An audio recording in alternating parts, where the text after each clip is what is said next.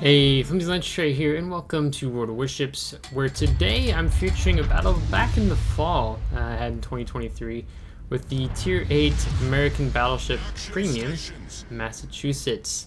This is still holds my favorite ship in World of Warships for many reasons, and of any ship I've done on the YouTube channel, I think I've done the most on Massachusetts, also known as Big Mammy.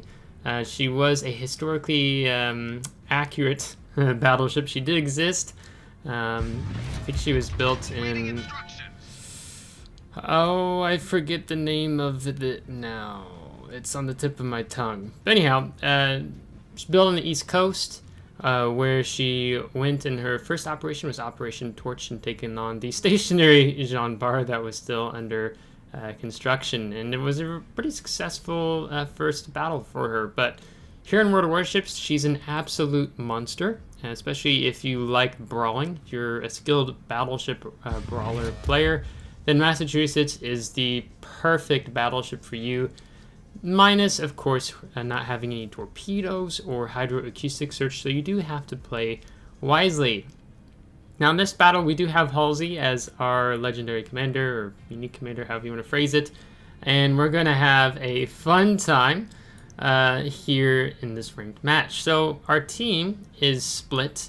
So we have Destroyer going C, 1B, a Battleship going C, one Battleship looks like he's going to play more mid, and then myself and this mains are going to go over towards A. So pretty even split overall. For this 6v6 battle. Enemy team has 2 destroyers, a cruiser, and 3 battleships. So we'll have to see how the enemy team sets up, as that really dictates, your brawling encounters and seeing how the enemy team sets up, especially in ranked, as you want to try to play off your team as most as you can.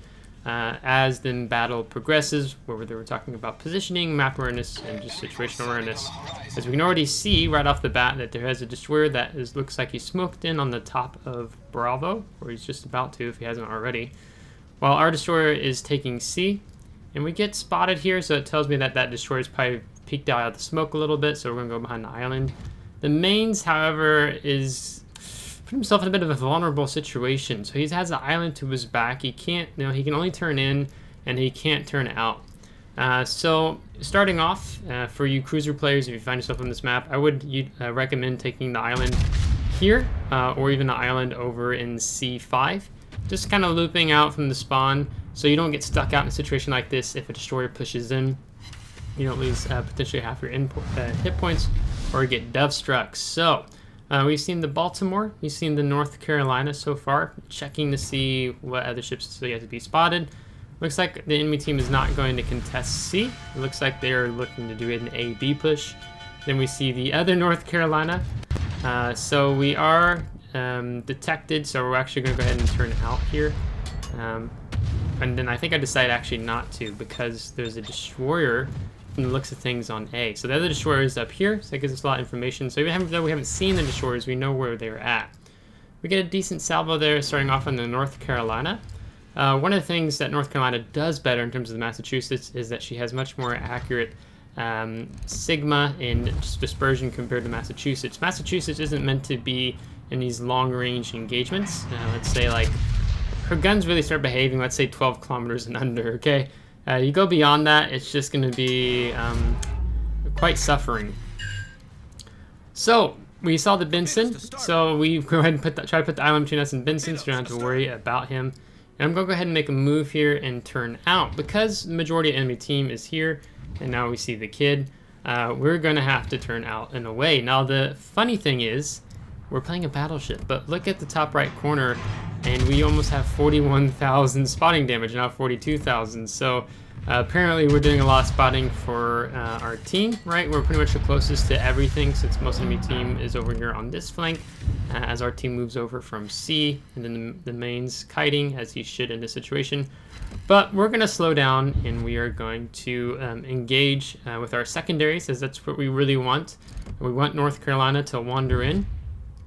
This is a full-on secondary build Massachusetts.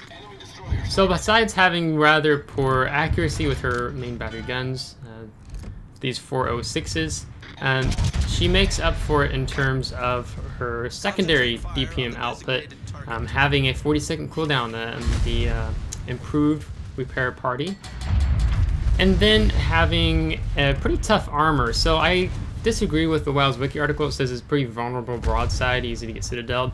It's actually really difficult to citadel Massachusetts. When I citadel Massachusetts, I tend to be quite surprised because it doesn't happen all that often, especially if you are in Massachusetts and you end up citadeling another Massachusetts. Now, I'm not saying always, but the armor scheme, I believe, on Massachusetts is a bit trollish.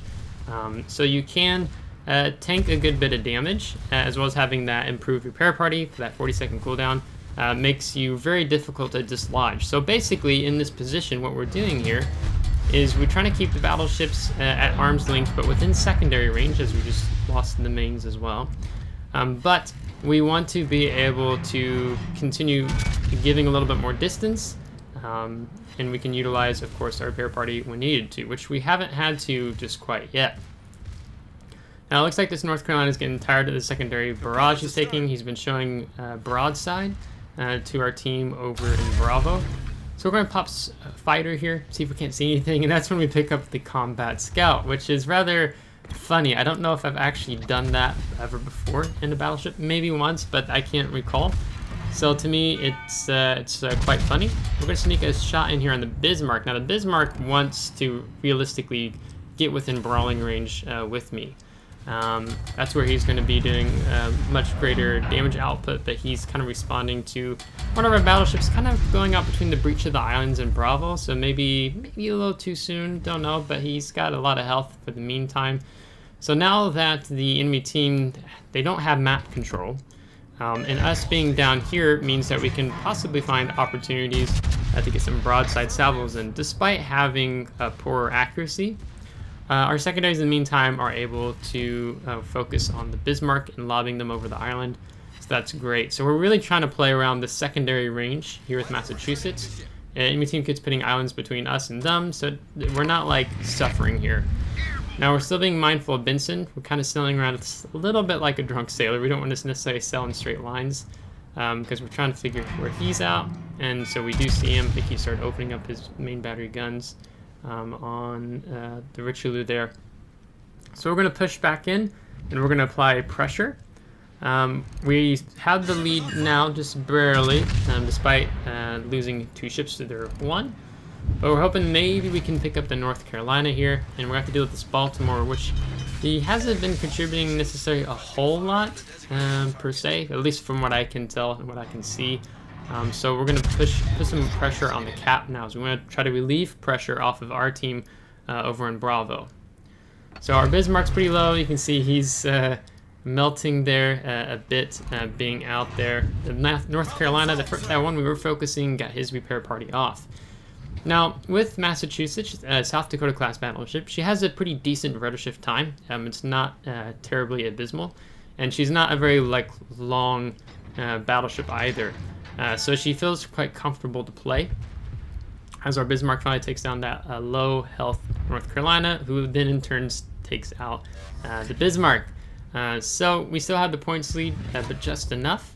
So now this is the time to push up, and we want to punish this North Carolina. I go ahead and pop the fighters, because I want to figure out where perhaps this Benson is. Now we're not going to just simply keep sailing straight into the cap, as we find a North Carolina citadel.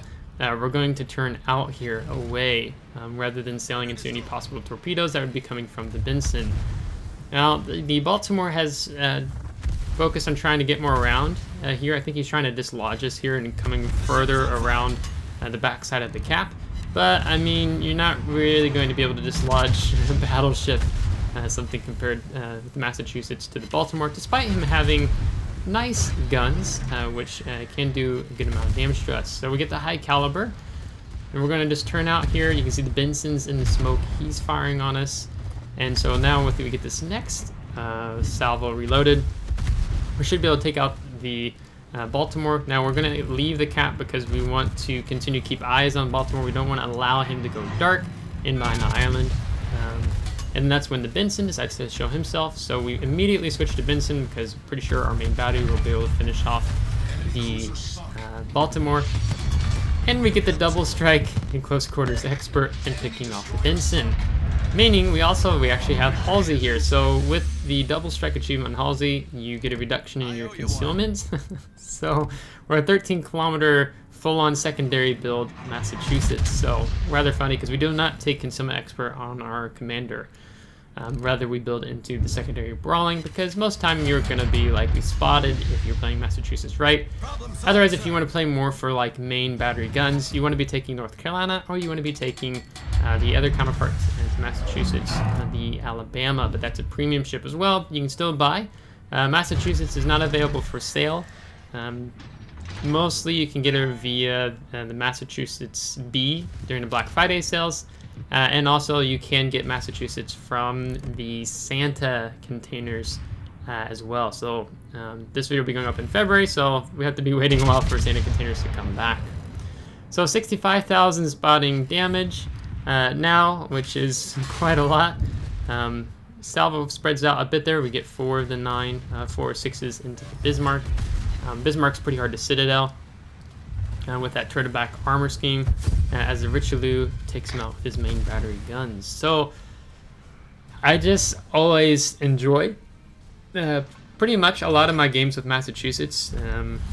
If you're being bottom tier in randoms and seeing tier 10s, then that becomes a little bit more painful with Massachusetts. But we're going to get 1.2 million credits with the double strike, close quarters, and the combat scout in addition to the high caliber. So then you can see here a little bit of a description of each of those in case you're wondering a little bit more about the combat scout. The 3 destroyed Citadel, we stopped the points for a little bit. We're going to top the team with 2,176 base XP, with the Kid and Richelieu coming in 2nd and 3rd.